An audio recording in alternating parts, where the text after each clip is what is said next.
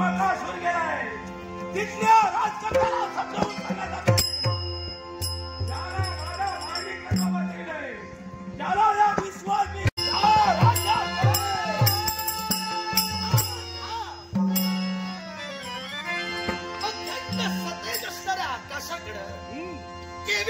निष्प्रभ नजरेनं पाहतोय अवकाशी फिरत्या खेळारा गरुड पक्षी स्वच्छंदीपणे या विश्वाच्या प्रकारची विहार करतोय विचार करतोय तो स्वच्छंदीपणा उपभोगणारा माझा खंडप्राय नगर या माझ्या खंडप्राय नगरातील शांतता त्या भंग पावली आणि म्हणूनच या राष्ट्राचं यव्वा नेतृत्व या नात्यानं रठारूढ झालो आणि राष्ट्रात नेमकं काय घडतंय पाहण्यासाठी तातडीशी तत्पर होत असताना या खंडप्राय नगराच्या राष्ट्रवेशीवर तुमची माझी ग्रंथिका आश्चर्य वाटलं सर्वांगाचं निरीक्षण केलं न पाहिले आणि न देखील अशी व्यक्ती आमच्या नेत्रासमोर कोण आहात आपण पाताळ भोनाचं वास्तव्य नाव माझा भीमकासूर पाताळ भोनाचे सम्राट भीमकासूर खरोखरच मन आमचं समाधानी झालं त्या खंडप्राय नगराच्या राष्ट्रवेशीवर तुमची माझी ग्रंथिका झाली अर्थात खंडप्राय नगराचा नृपदंड ज्याने आपल्या हाती धरला खंडप्राय नगराचे द्रौपदीराजे अजनाभ यांचा मी पुत्र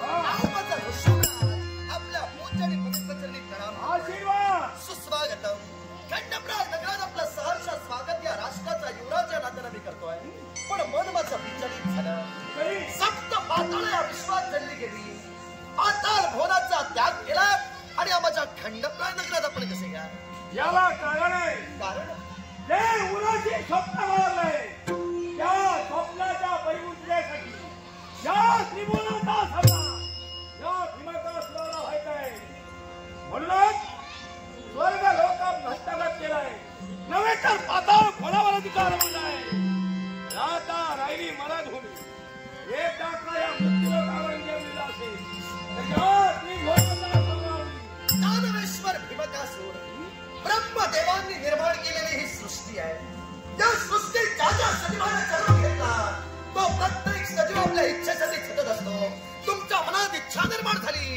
समस्त सृष्टीवर आपलं आधिपत्य प्रस्थापित करावं आणि या इच्छेच्या परिपूर्णतेसाठी हा दिग्विजय तुम्ही मांडला प्रत्येक राजाचा धर्म बोलतोय प्रत्येक राजाने आपल्या राष्ट्राच्या इच्छेचा मारवाव्या पण युवराज ऋषभराज तुम्हाला विनंतीपूर्वक सूचित करू इच्छितोय खंडप्राय नगराचा माझ्या पूर्वजांपासूनचा इतिहास आहे खंडप्राय नगराच्या एकाही राजकर्त्यानं कुणाच्या मांडलिकापर्यंत आजपर्यंत चाललेलं नाही तेव्हा आम्ही कुणाचे मांडलिक होण्यास इच्छुक नाही आमचं समर्थ राजेपण आम्ही कधी निभावू इच्छित नाही तेव्हा विनंती माझी तुम्हाला एकच आहे तुम्हाला जर इतरत्र दिग्विजय केलायचं असेल खुशाल करा इतरत्र राज्यात तुमची सत्ता खुशाल प्रस्थापित करा पण माझी खंडप्राय नगरी सोडा आणि निघून चला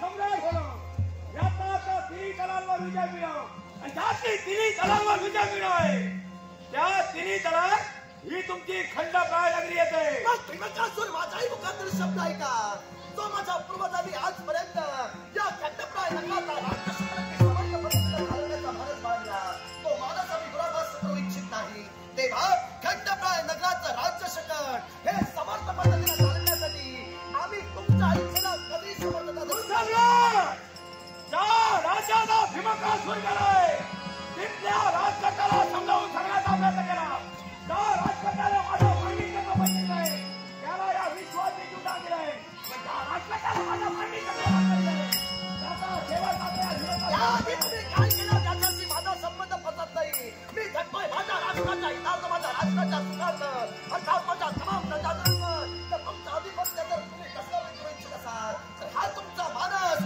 पायदारी गुरुला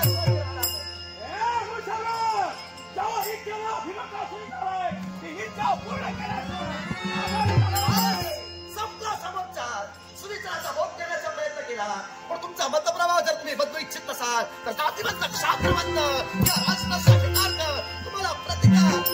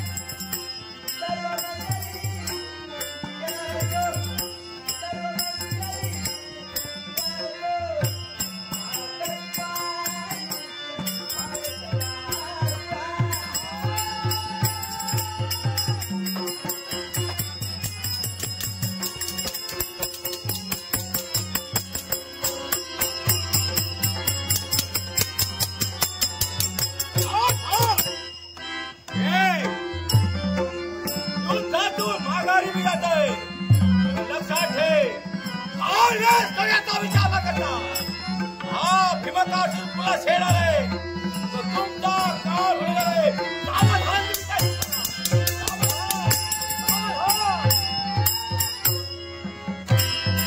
भीमकासूर पडद्याचा पाठलाग करणं म्हणजे दगडावर वार करण्याचा मूर्खपणा करणं.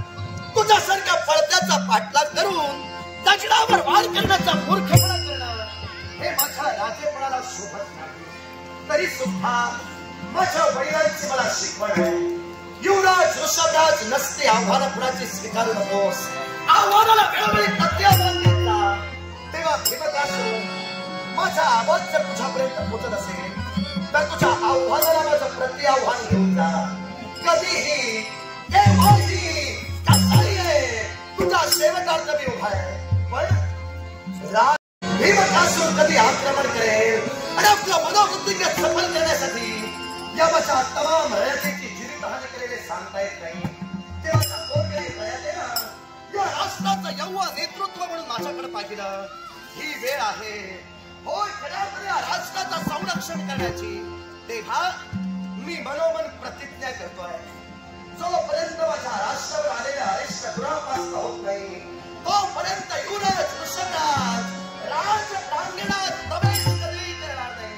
कधी करणार नाही. कधी करणार नाही.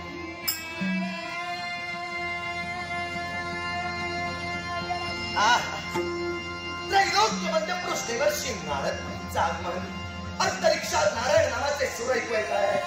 हे जगाचा विभूती आपल्या पवित्र देवर्षी नारद महामुनी आर्यण मोचनम दृष्टानच त्रिलोक संप्रेक्षणम जगत वंद्या मुनी श्रेष्ठो तव पुण्य दर्शनेन कृतामहे. कल्याण ऋषभराजचा प्रणाम स्वीकार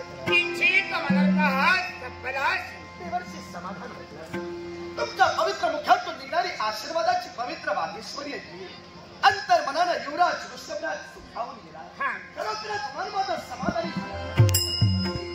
तुमच्या आशीर्वादानं निर्माण झालेलं समाधान युवराज ऋषभराजच्या मनात काही क्षणापूर्वक देवर्षी भूत भविष्य वर्तमान जाणण्याची जाणशक्ती तुमच्यात आहे. पण या बाबाच्या मुखातूनच माझ्या मनात जगतिकता तुम्हाला ऐकायचं असेल. देवर्षी या माझ्या खंडप्राय नगरावर संकटाचं वादळ थैमान झालं आणि म्हणूनच मन माझं विचलित झालं. मनात माझ्या असंख्य प्रश्न थैमान घालताय. माझ्या देहाच्या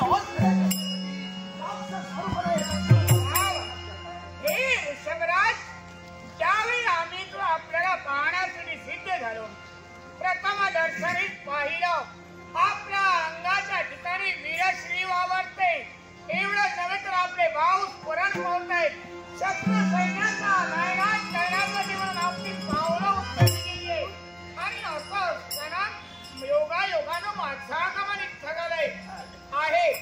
विजयी भवाचा मंगलमय आशीर्वाद आशीर्वादाने मी सुखावलो.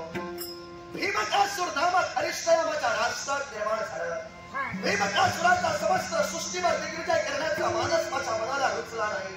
म्हणून या राष्ट्र माझा संघर्ष झाला. पण संघर्षात भीमकासूर आमच्या पराक्रमापुढे हतबल करत पळून गेला.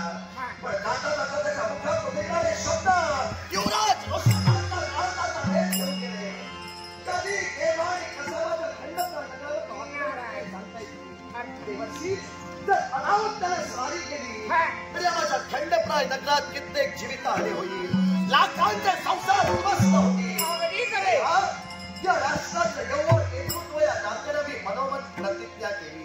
तेव्हा तुमच्या पवित्र चरणाकडे माझं एकच मागणं आहे. खंडप्राय नगराचा राष्ट्रवेश्वर आला. मला दर्शन देऊन कृतकृतार्थ केला. असेच आमच्या राजप्रासादीत चला. माझ्या वडिलांना दर्शन द्या. तुमचा आशीर्वाद देऊन कृतकृतार्थ करा.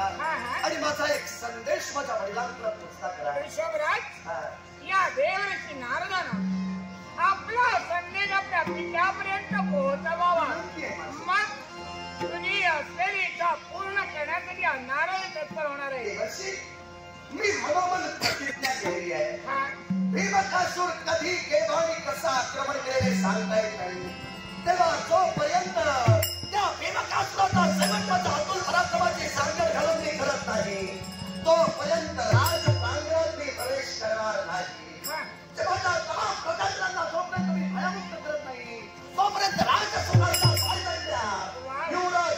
राज्यात चालणार आहे तेव्हा माझ्या वडिलांकडे माझा संदेश पोहोचला करा. जोपर्यंत हरिष्ठ दुरापास्त होत नाही तोपर्यंत त्यांच्या आत्मोन्नतीच्या सेवेसाठी हा त्यांचा पुत्र त्यांच्या चरणाकडे येऊ शकतो. अन्यथा देतोय ऋषभराज. अरे या जनतेच्या रक्षणार्थ आज स्वतः जातीनिशी या जनतेचं रक्षण करण्यासाठी तू मार्गक्रमण करणार आहेस. आलेल्या अरिष्टावर मात करण्यासाठी सिद्ध होणार आहेस. मग हा देवऋषी नारद जाईल तुझ्या पित्यापर्यंत जाईल आणि तुझा हा संदेश या पित्याला कळण्यासाठी सिद्ध होईल. बस देवर्षी धन्य झालो.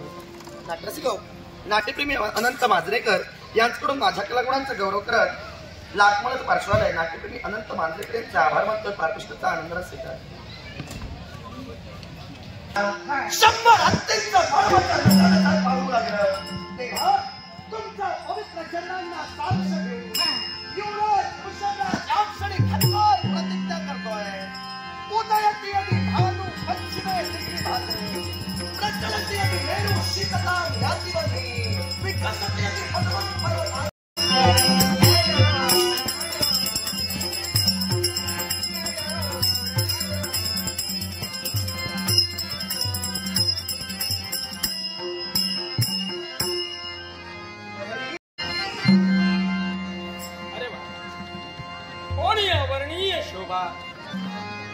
दरबाराच्या पहिल्या पायरीवर पोहोचले. मन समाधानी झाले. म्हणतात ते काही खोटं नाही. देवाचं दिव्यत्व, धर्माची धार्मिकता आणि माणसाचं माणूसपण या त्रिवेणी संगमाची माझ्या जीवनातली जीवनविद्या हो आणि तीच जीवनविद्या माझ्या जीवनाचं संपादन केले. म्हणून या खंडप्राय नगरीच्या रत्नजरी शासनावर विराजमान झालाय. सकल प्रजाजनांना न्याय देतोय. न्यायाचा तरतू माझ्या हाती असल्या कारणानं ही लाख प्रजा माझ्या नावाचा जयकार करते. प्रत्येकाच्या मुखातून भोजदार निघते. राजकर्ता असावा तर राजा अजनाब सारखा अशा तऱ्हेचे मुखदुद्गार ऐकतात खरोखरच समाधान वाटते. पण सुज्ञ प्रजाजन मी कुणी मोठा नाही.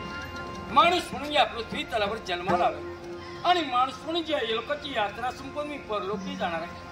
राहणार आहे ते काय तर या जगाच्या असमंतात माझ्या कीर्तीचा ध्वज तो सदैव भरकत राहावा याच्यासाठी माझा कटाटोप आहे. हे भगवान, हे पार्वती परमेश्वरा, हे उमामेश्वरा, हे गिरिजाशंकर, आजपर्यंत तुझी अविरत सेवा केली.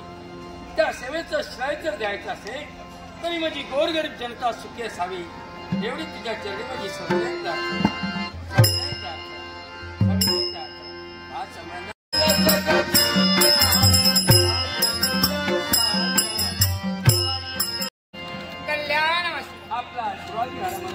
हे राजा, हा नारद या तुझ्या पुण्यभूमीपर्यंत आलाय. या तुझ्या राज दरबारी आलाय. तो बसण्यासाठी आला नाहीये. तर आज मुद्दाम मला यावं लागलंय. राजा अजनाब, आज या तुझ्या खंडप्राय नगरीवर अरिष्ट निर्माण झाले. होय, आणि ते अरिष्ट म्हणजे सामान्य नव्हे. कोणीतरी भीमकासुर नामा व्यक्ती आज जनजीवन विस्कळीत करतोय आणि त्यासाठी तुझा पुत्र ऋषभराज आपल्या कर्तव्यात मग्न राहून त्या भीमकासुराचा सेवक करण्यासाठी, त्याच्या सैन्याचा सेवक करण्यासाठी कार्यरत राहिले.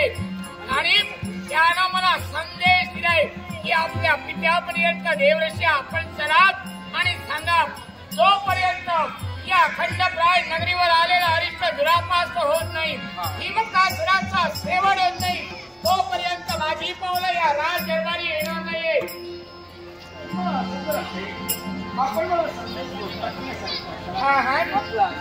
मग निघालोय. कल्याण वस्तू पुनरावृत्तीला सुरुवात झाली. असुराने या पृथ्वी तलावर थैमान घातले आणि असंच क्रमाच्या खंडप्राय नगरीपर्यंत भीमकासुराचं आगमन झाले. माझ्या बाळानं यावेळी त्याला ठोक दिले आणि तोपर्यंत त्याचा शेवट होत नाही तोपर्यंत पुनरुक्ती राजप्रधानीत प्रवेश करणार आहे. पण असं जरी असल्याचे तरी यावेळी असुरकुल मायावी एकट्याचा त्याचं निभावं लागणार. याच्यासाठी कोण आहे?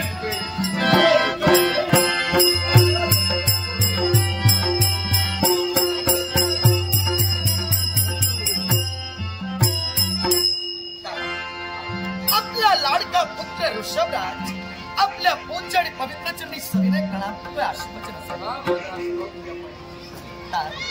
तुमचा शुभाशीर्वाद मिळाला, मन माझं समाधानी झालं. पण काही क्षण मत माझं उद्विग्न झालं. याच्या मुळाशी असणारं कारण माझा एक संदेश देवर्षी नारद मुनींकरवी मी आपल्याला पोचता करण्यासाठी विनंती केली होती.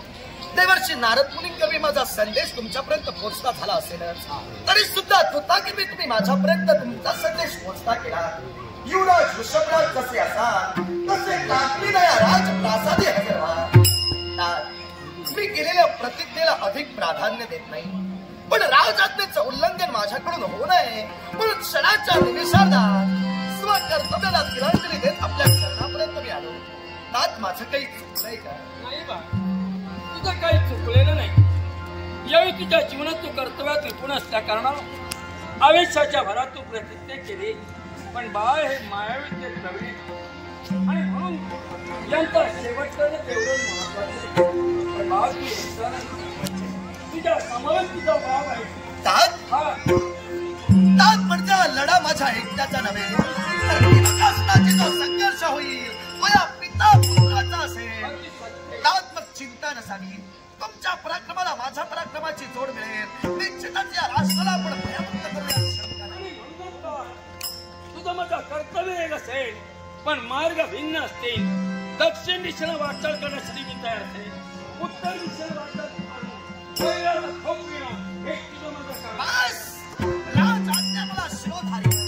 उदयी माझी चतुरंग सेना सुसज्ज करू.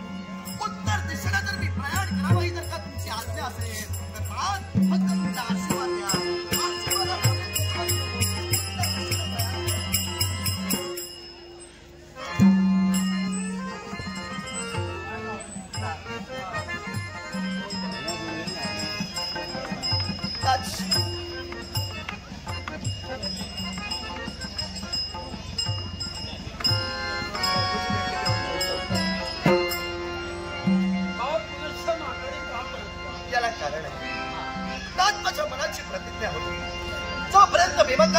शेवट होत नाही तोपर्यंत राज प्रांगणात मी प्रवेश करणार नाही.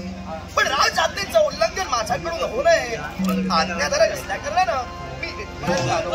आता आलोच आहे तर एकदा माझ्या भार्येची भेट घेईल, तिच्या आनंदाचा गोड निरोप घेऊन कर्तव्यासाठी निघून जाईल. आपली एवढी तर तुझी इच्छा असेल आणि माझी ना नाही, पत्नीचा गोड निरोप घे, उचलच्या पावलाने जा आणि आपल्या कर्तव्यासाठी म्हणून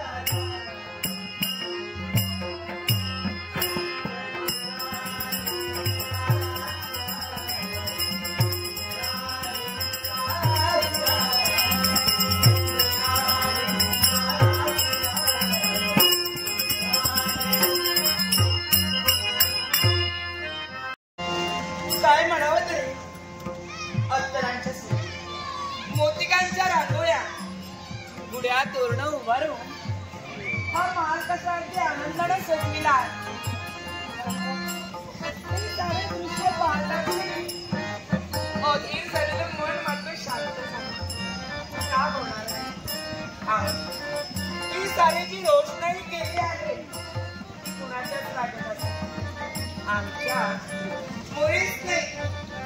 ही सारी रोषणाई केली ती आमच्याच लागत असेल. माझ्या सौभाग्याच्या धन्यासाठी म्हणायला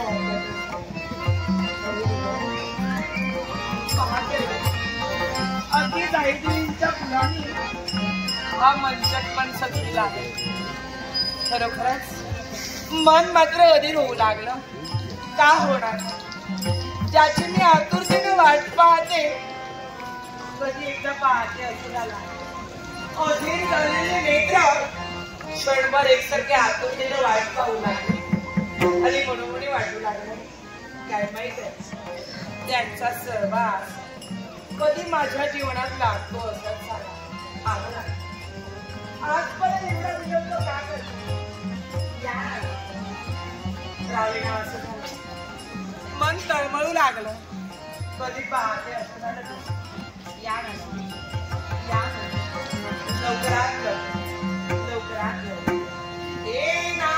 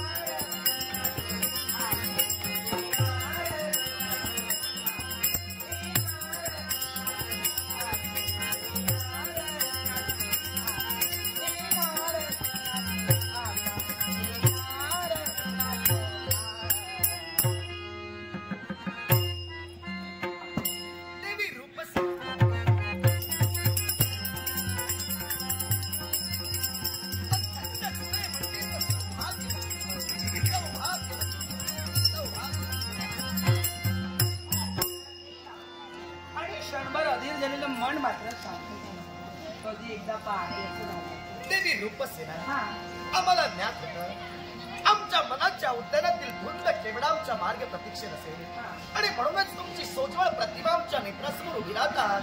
या अधीर जीवाला भेटण्यासाठी आमची पावलं या तुमच्या सदनाच्या दिशेला मी वळविली. तेवढ्याच स्वरलहरी मंदावल्या गेल्या. आमचं मन क्षणाक्षणाला मला सांगत होतं प्रीतीचा कल्प तरू तो मला लागला. जीवना दिव्यतम गंध जागे दिला. नच सुखे जो विश्व दावान नच झडे जो शिशिर हिमवादळी. या मनोवृत्तीवर सहज जीव हरला. जीवना दिव्यतम गंध जागे दिला. उंबरठ्यावरचं माप ओलांडला आणि लक्ष्मीच्या भावनानं माझ्या संसाराला पण प्रवेश करतात. आमच्या मनाला आणि आमच्या संसाराला आपण सांभाळतात. तुम्ही आहात म्हणून माझं सौभाग्य विश्वात अजरामर आहे. मदाचा तुम्ही आहात जीवनात आलं पण क्षणभर काय हो आज तुम्हाला आणि अधीर झालेलं मन एकच सांगितलं काय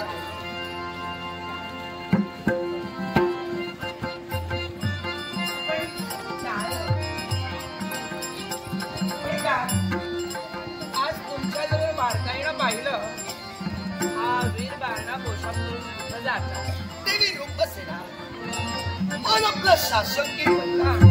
आज स्वतःचा सौभाग्य सूर्य वीर बाळणा पोशाख करून तुमच्या मंदिरी प्रवेश करता झाला. नित्यश दर्शन देण्यासाठी सर्वसामान्य हा वीर बाळणा पोशाख केल्याच्या मुळाशी कारण आहे. याच्यामुळे नेमकं तुम्हाला मला काय सूचित करायचं हे लक्षात घ्या. काय बरं सांग. देवी रूपसेना रात्र वैऱ्याची काय या आपल्या खंडप्राय नगरावर संकटाचं वादळ थैमान लावलंय. आणि म्हणून या राष्ट्राचं यौवन नेतृत्व या नात्यानं गोरगरीब प्रजाजनांच्या हितार्थ त्यांच्या सुखार्थ तुमच्या सौभाग्याचा धनी याला आठवड्यात जातीने तत्पर ठरणार आहे. कोणाशी कारण आहे? भीमकासूर नामक अरिष्ट या भीमकासुरानं समस्त पृथ्वीवर आपला दिग्विजय प्रस्थापित करण्याचा मानस बाळगला. त्याच्याशी माझा संघर्ष झाला, त्याचा मानस माझ्या मनाला रुचला नाही.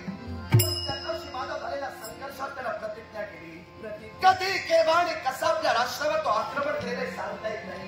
तेव्हा माझ्या तमाम प्रजजनांना भयमुक्त करणे अनिवार्य आहे. तेव्हा तुमच्या आनंदाचा गोड निरोप असावा.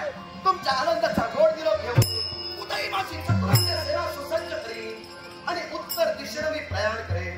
भीमकासुराशी संघर्ष करताना किती काळ किती वेळ लागेल सांगता येत नाही. तेव्हा स्वतःची काळजी घ्या. युद्ध आटपून किती वेळ काळानंतर मिळेल सांगता येत नाही. तेव्हा तुमच्या आनंदाचा गोड निरोप असावा. तुमच्या कर्तव्याच्या दिशेने मला वाटतं क्षणभर मी तुमचा मार्ग रोखणार नाही. प्रत्येक सौभाग्य स्त्रीनं आपल्या पतीचा मार्ग आखायचा असतो, तो जीवनात थोडीच रोखायचा. आणि तुम्ही तुमच्या जीवनाचे कर्तव्य करण्याचे श्रेष्ठ आहे. आज तुम्ही तुमच्या कर्तव्यासाठी जाताय खरं, पण राजे आज माझी मनोमनी इच्छा आहे आणि ती इच्छा मात्र आज तुम्ही करायची आणि नंतर जायची. देवी रूपसेना आश्चर्य तुमची इच्छा याक्षणी पूर्ण करावी. खऱ्या अर्थानं माझ्या राष्ट्रावर आज अरिष्ट निर्माण झालं. भीमकासूर कधी आक्रमण करेल, कधी जिवेतारी होईल सांगता येत नाही. असं असताना तुमची इच्छा पूर्ण करण्यासाठी मी तर थांबू की माझ्या मनाची परीक्षा समजावी की खऱ्या अर्थानं तुम्ही घेतलेली माझी कसोटी राहील.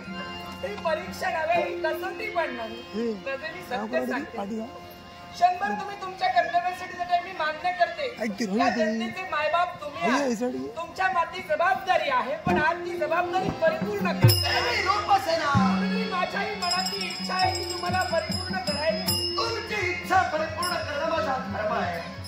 पण या क्षणी तरी तुमची इच्छा मला महत्वाची वाटत नाही. म्हणजे या क्षणी मला लाखांचे संसार प्रिय दिसणार आहे. भीमकासूर कोणत्याही क्षणी आक्रमण करेल, कधी माझ्या माय माऊलींचे संसार उद्ध्वस्त होतील. मग असं असताना तुमची इच्छा परिपूर्ण करण्यासाठी मी जर इथं थांबलो तर तो माझ्या चारित्र्याला कळंक आहे. योग्य वेळेतच तुमची इच्छा मी परिपूर्ण करेन. या क्षणीची वेळ लावू शकत नाही. आजच्या रात्री तुम्ही माझ्या मनी असणारी इच्छा माझ्या भावना आहे, त्या तुम्हाला पुढे परिपूर्ण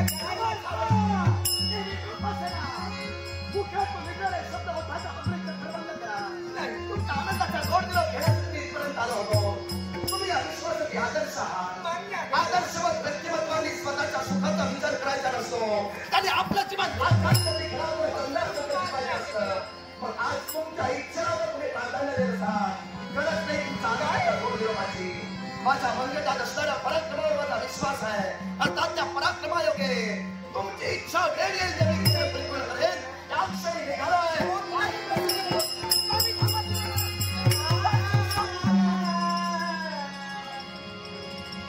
क्रूर करंट कैदाश चांडाणी साता जन्माच्या हार वंदिनी वीराचा मार्ग रक्ताच्या शक्तीने अडलास. वीराचा मार्ग रक्ताच्या शक्तीने कधी अडवायचा असतो. स्त्री ही पुरुषाची सृजन शक्ती, पुरुषाचा आधारस्तंभ असतो. आणि असं असताना माझा मार्ग रक्ताच्या शक्तीने अडकणारी स्त्री माझ्या मुलासाठी गुलामगार होऊ शकते. बोल तुला कसला स्वार्थ मला वाईट वाटतं झालं. मी स्वार्थी, माझ्या इच्छेसाठी स्वार्थी. देवी रूपसेना अशी काय तुमच्या मनात इच्छा निर्माण झाली जी इच्छा लाखांच्या संसारापेक्षा तुम्हाला प्रिय ठरली. तुमचा मार्ग रोवला म्हणून तुम्हाला राग आला, पण स्वामी मी पंचम दिवसाची ऋतुमती आहे.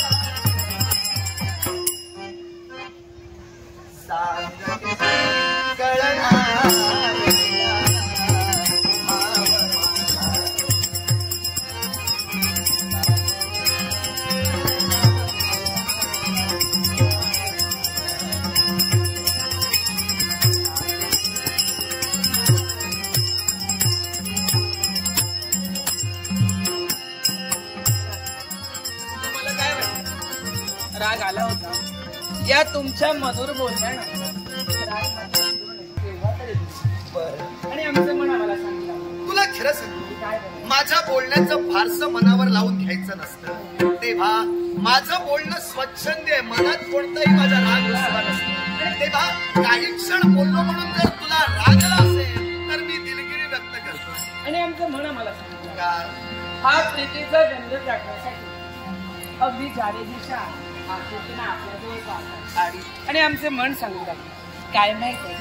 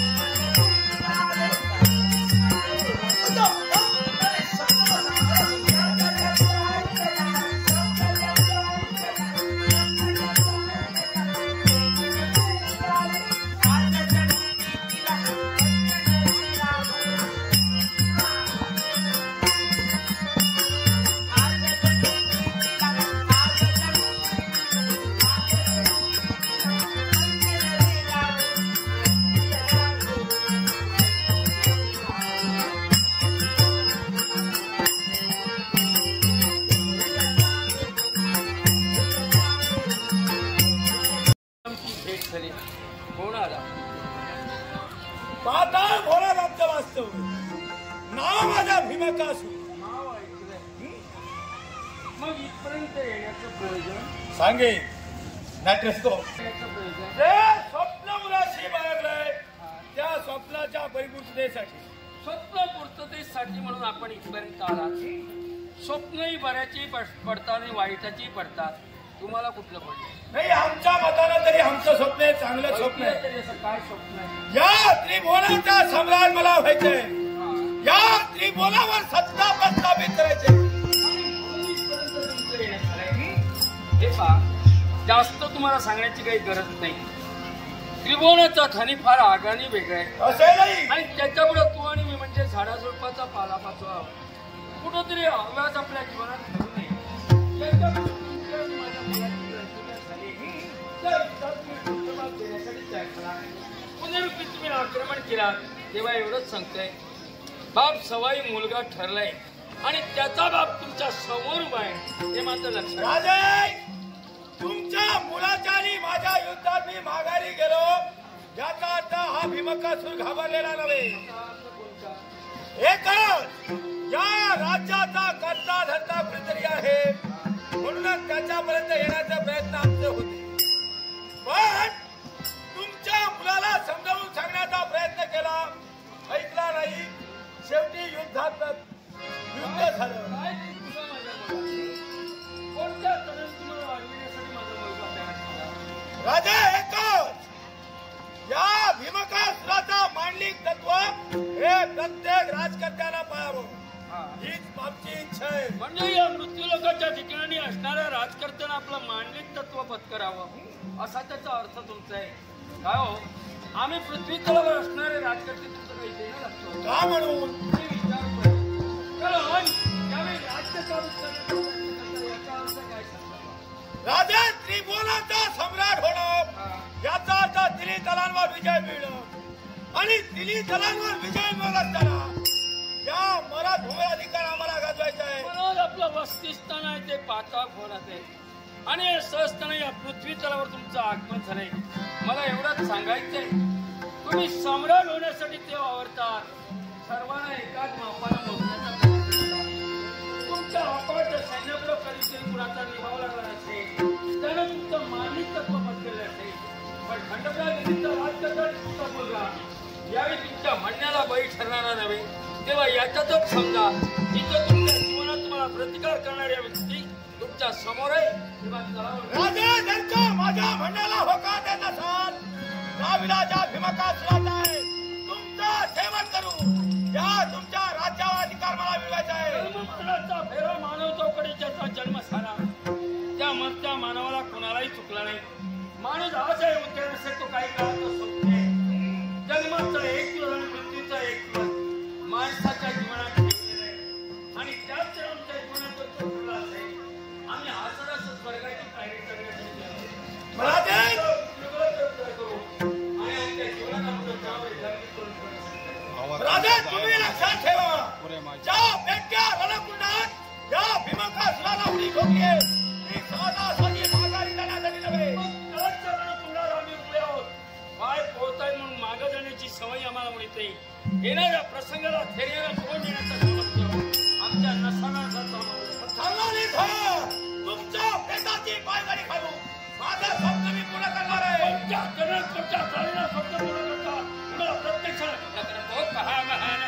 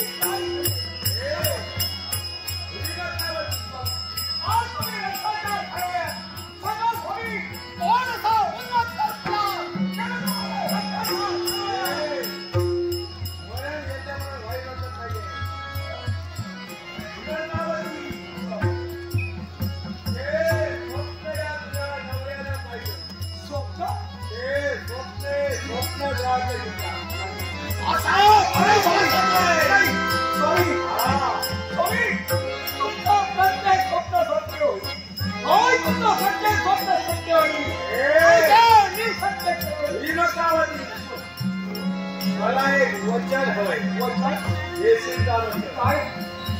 माझी असेल ती इच्छा तू पूर्ण कर.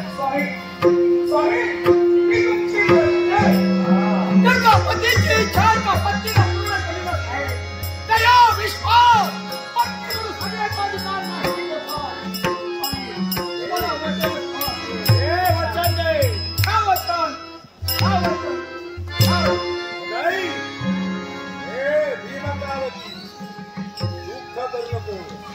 दुःख करू नको.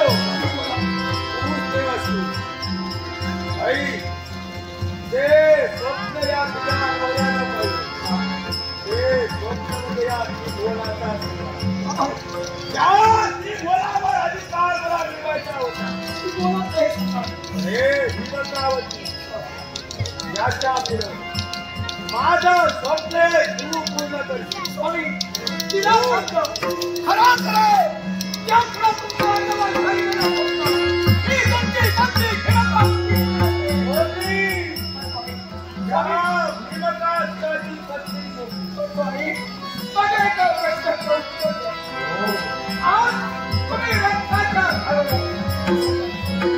माणसा उन्नत तुला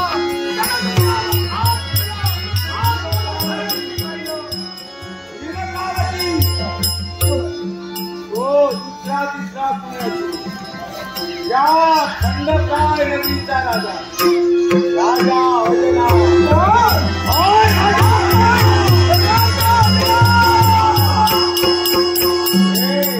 नाही सोडणार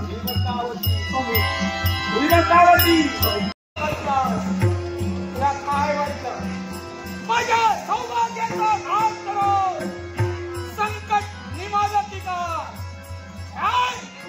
अरे संकटाला वाचा फोडली राजा आई या नकालीची ज्याप्रमाणे माझ्या पतीचा उदर पार फाडला त्याप्रमाणे तुझाही उदर पार फाडेल ज्या ठिकाणी माझ्या नवऱ्याला मारिला त्याच ठिकाणी राजा तुला मारेल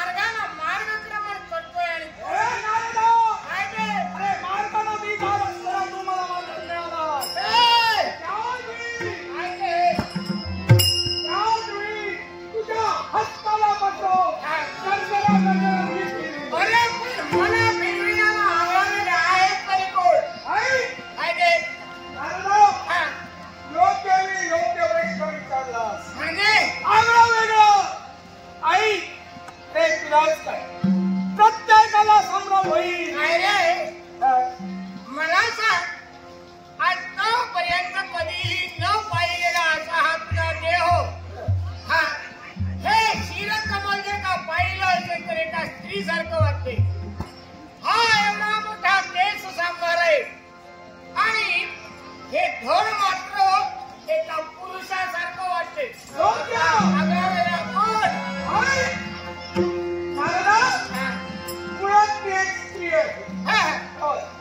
नाव माझं हिमकावती काय कळू लागल्या दिनापासून एक निष्ठेने मी भक्ती केली ती ब्रह्मदेवाची ब्रह्मदेवाच्या भक्तीशिवाय अन्नाचा काळत्व पाण्याचा थेंबही प्राशन केला नाही अशी माझी कठोर भक्ती माझ्या भक्तीला देव प्रसन्न आणि देवाच्या मुखातून निघालेले शब्द हे मदभक्तिनी हिमकावती देव तुझ्यावर प्रसन्न आहे काय हवाई त्यावेळी माझ्या मुखातून निघालेले शब्द तेव्हा तुझ्या कृपाशीर्वादाने सारं काही मला प्राप्त आहे मला कशाची न्यूनता नाही तरी सुद्धा मी मागणार आहे त्यावेळी देव म्हणाला माग त्याच वेळी माझ्या मुखातून शब्द निघाले की देवा त्यावेळी दोन बलाढ्यवी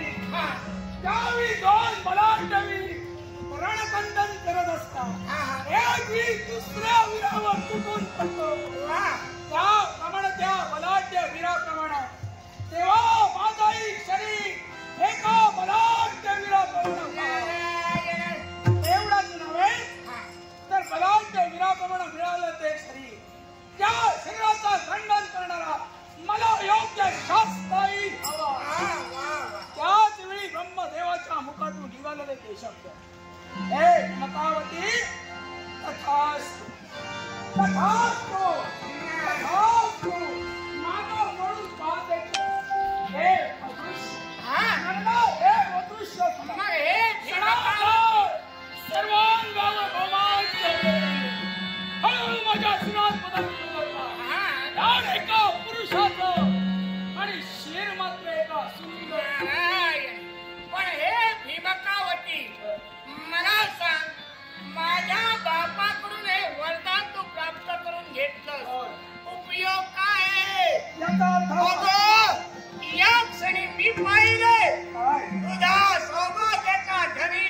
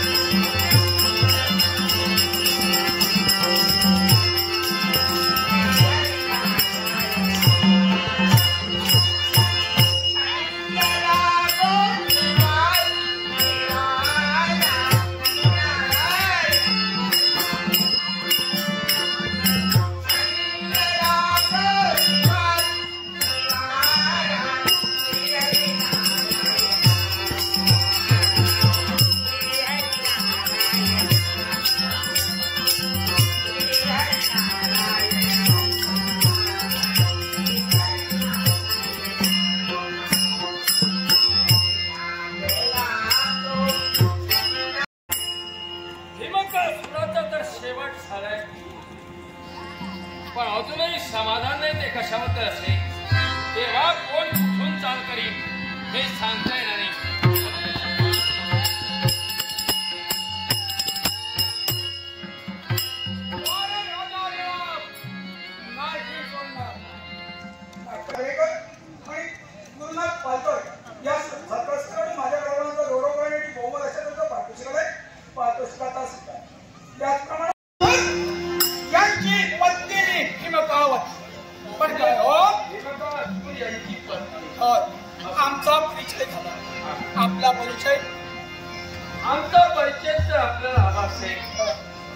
ज्याच्या शोधार्थ आपण इथपर्यंत आला सोडानं भावाने पेटला तो राजा अजनाव आपल्या समोर.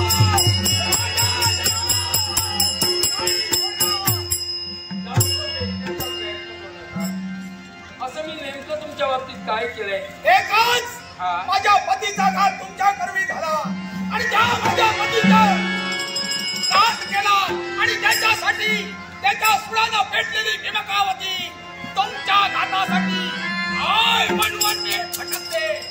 चुकून किंवा मुद्दामून जर तुमच्या नवऱ्याचा मी घात केला असता तर ते बरोबर ठरलं. पण आपण इथपर्यंत आला पण याच्यापूर्वी आपला नवरा इथपर्यंत आला वस्तीस्थान आपलं पाताळ होणार. मग मृत्यूलोकाच्या ठिकाणी वावरणारे राजकर्ते त्यांना नाक त्रास देण्याचा अधिकार तुम्हाला मिळतो. ऐका माझा पती इथपर्यंत आले फक्त त्यांचं स्वप्न पूर्ण करण्यासाठी आणि स्वप्न कोणतं असेल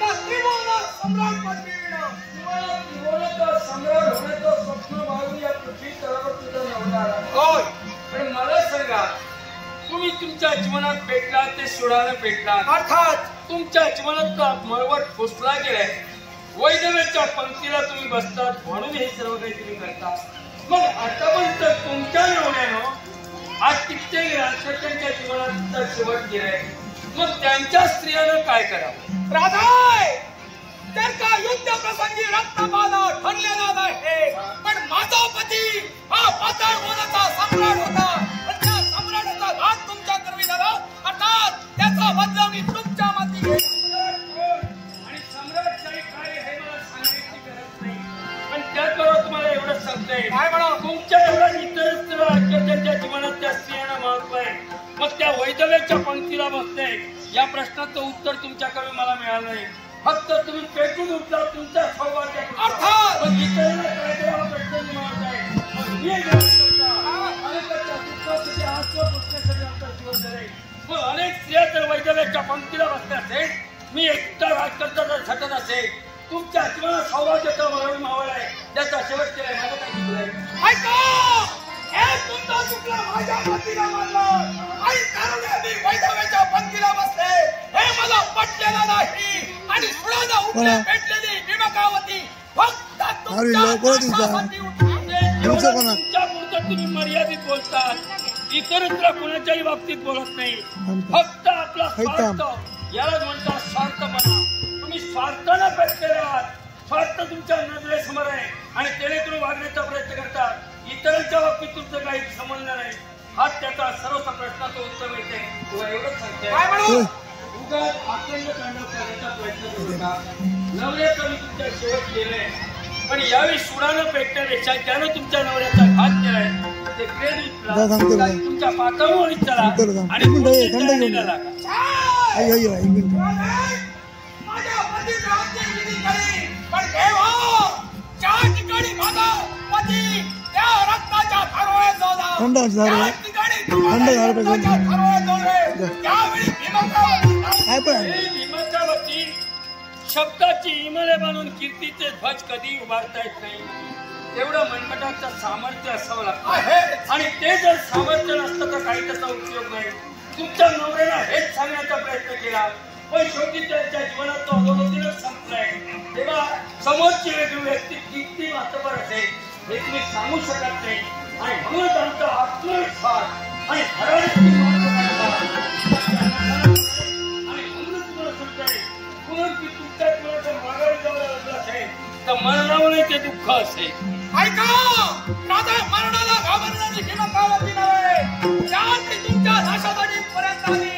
हो, तुमचा नाश करण्याचा मरण झाला तरी चालेल, पण तुमचा नाश माझ्या मरणापूर्वी मी करेल. तुम्हाला अशातरची करुणीची जर भाषा असेल आणि त्यापर्यंत वाटचाल करण्याचा प्रयत्न करत असाल, कोणत्या तऱ्हेने मला प्रतिकार करतात मला प्रत्यक्ष दुःखे तुला माझ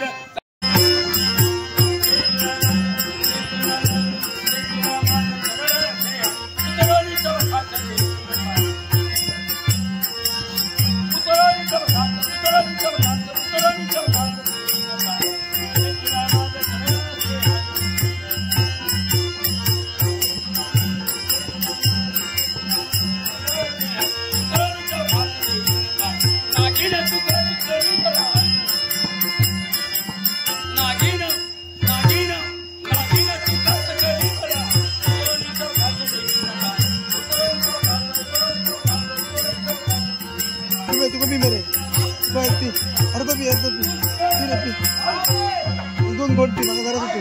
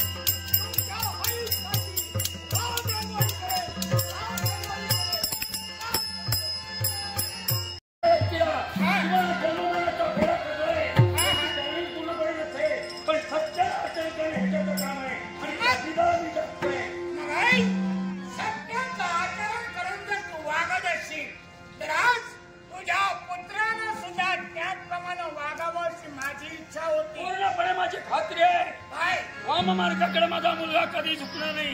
अरे धर्म काय तो माझ्या मुलाला कळतोय याची मला जाणीव आहे. हे राजा बाजीराव, ही भ्रामक कल्पना आहे तुझी. अरे जो तुझा पुत्र या जनतेच्या रक्षणात बाहेर पडला होता ना, तोच तुझा पुत्र आज आपल्या पत्नीच्या मगरमिठीत आहे.